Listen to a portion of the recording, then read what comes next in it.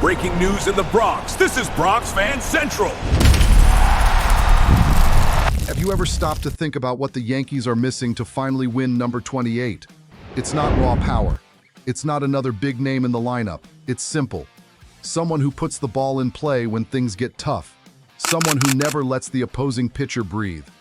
Well, Bronx Nation, that player might be coming from the other side of the country. The San Francisco Giants are practically expected to put Luis Arraez on the trade market.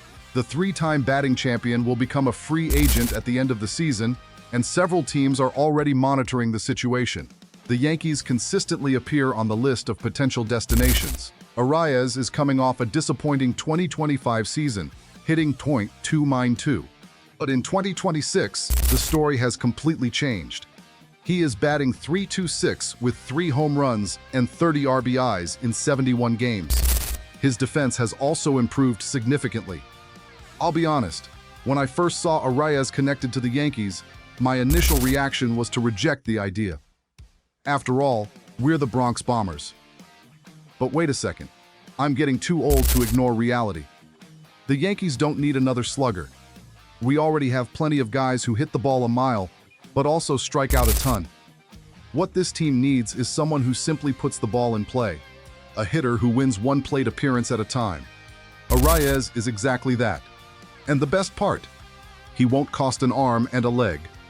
For generations, the Yankees have built around all-stars who hit towering home runs. We all grew up with that mentality. Launch it into the seats or into the crowd. But that philosophy hasn't delivered a championship since 2009. Meanwhile, the teams winning in October have something different. They have contact. They have consistency. They look to players like Rod Carew and Tony Gwynn as models, not just as history. Arraez reminds you of that style. He isn't Carew or Gwynn, of course, but the mindset is the same. Put the ball in play, get on base, and create opportunities from the inside out. He's the type of hitter who frustrates pitchers because he refuses to chase bad pitches. Put a lineup full of power hitters behind someone like Arraez, and suddenly the offense becomes a machine. Listen to this statistic that really caught my attention. Arraez ranks in the 99th percentile in the league for contact quality at second base. 99th percentile. That means almost nobody consistently makes cleaner contact than he does. He takes luck out of the equation. And that .326 batting average in 2026, that's no fluke. It's consistency during a season when pitchers across the league are being challenged every night. The biggest criticism of Arraez has always been his defense. He can't play at a high level. Not anymore. In 2026, he has shown tremendous improvement. So what's the excuse now? He's young, he's a contact hitter, he improves the entire lineup around him, he won't empty the farm system because he's only a rental, and he fits a ballpark that rewards exactly this kind of player. When September baseball gets tough in Yankee Stadium, Arraez creates offense in ways that home runs alone cannot. That's the kind of player who helps win playoff series.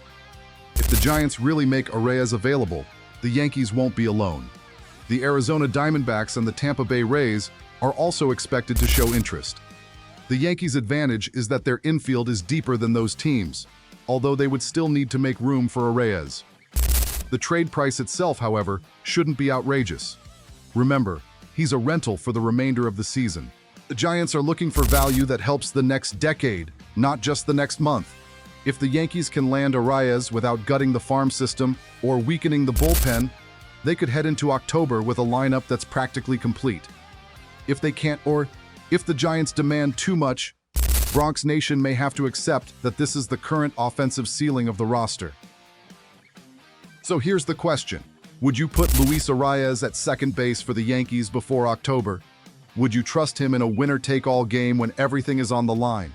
Because I'm pragmatic enough to recognize that this quiet move could completely change the team. He's not the kind of superstar who sells television ratings. He's not the all-star everyone talks about every day.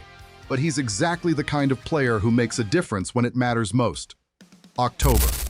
And Bronx Nation deserves to hear that.